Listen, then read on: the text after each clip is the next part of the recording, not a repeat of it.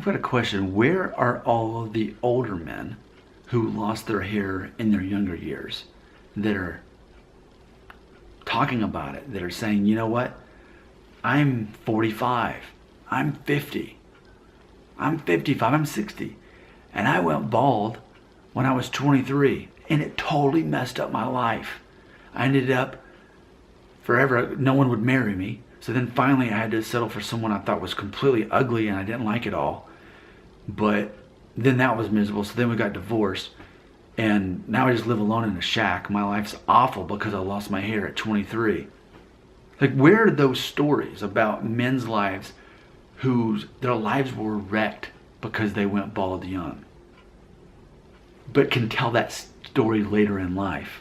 We can hear plenty of people want to tell stories how they're currently in their early 20s, progressively losing their hair, Norwood 4, Norwood 5 in their early 20s, and their life is miserable. No, they believe no one's attracted to them. Their confidence is shot. Their life is awful. Their life is over. Right? We can find those stories easily in the comment section of a lot of my videos that I've made. But what I've realized is those comments don't come from older men. And so I guess I'm making this video to try to really sort that out. If life really is over, if you start losing your hair young, why aren't there more testimonials of men who did survive hair loss at a young age and now are later in life and could share that? I'm 37. Let's talk to a 37-year-old man who lost his hair at 23 and is willing to tell you his story and say, yeah, that really messed up my life. My life was never the same. All the things I wanted in life I couldn't have because I lost my hair in my early 20s. I want to see that. I want to see that as a normal thing. But I'm not seeing guys that are, let's just go with this, my age, 37 or older. Okay? That have a story to tell, and that is that losing their hair young completely messed up their life and they lost everything because of their hair. I want to hear those guys share their stories. Now, even if we could find people that would share those stories, my guess is the hair wasn't the actual thing, that there was some kind of deeper psychological issue that they were probably willing to talk about, that they were already, before the hair loss, dealing with depression or anxiety. They had a difficult relationship with their father. Either he wasn't in the picture, or he was abusive, or he had a very negative percentage of them, or there was some kind of trauma that happened to that person as a child. And so their life was shattered in the beginning and they never found closure and were able to talk that out with a professional psychiatrist. And so then when the hair went, that was the last straw. And then they attributed everything else bad because of that. To me, that's what I predict would happen if we were to hear men my age or older talk about how hair loss ruined their lives. That's my speculation. Now, with that being said, here's what I believe in reality. I believe in reality, those men who started losing their hair early, who were Norwood 5 in their early 20s, it was awful for them. It sucked. It was awful. But then life kept moving forward. And while it wasn't the life that they chose, well, actual life kicked in. And despite losing so much hair, they basically just shaved it off because they had too many things. Their career was starting to pick up and figure that out. And amazingly, at the gym, they met a nice girl that they liked and they hit it off. And sure enough, the hair thing never even came up. And then they got married, and then they started having kids, and then they're in their 30s, and then they're in their 40s, and they're like, more than likely that's going to be the story that they tell. Basically, that the men, they had to deal with it, and they just started living their life. They started living their life as if they had no control over it. Because do you really have control over hair loss? That's debatable, right?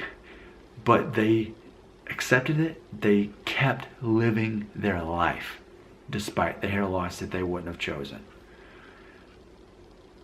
So yeah, where are the testimonials of the miserable men who are older than me, whose lives were wrecked because of hair loss, versus the men who kept living their lives, and while in hindsight, sure, they would have liked to keep their hair, but then they chose to view it as this way. You know, it's like, why do bad things happen to good people? People love to ask that, and they never assume that they themselves might not even be, quote, good person, because who's a good person? How can we really determine that? But people who ask that are always the good people, right? But same concept.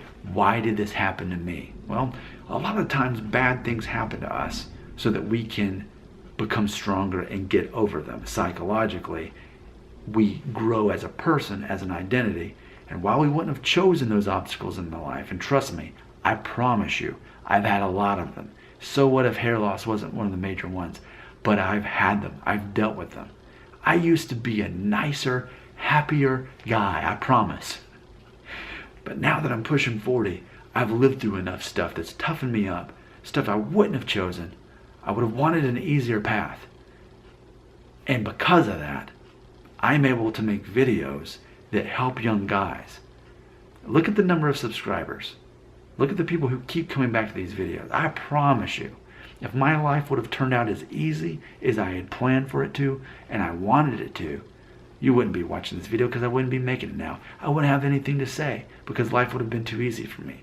Which I guess brings us to another point about hair loss, is that for some guys, they haven't had some kind of traumatic growing up. They haven't had a traumatic childhood. They haven't dealt with depression or anxiety or any of those things. And then the first real problem that happens in their life is they start losing their hair at a younger age, and they, quote, don't deserve it.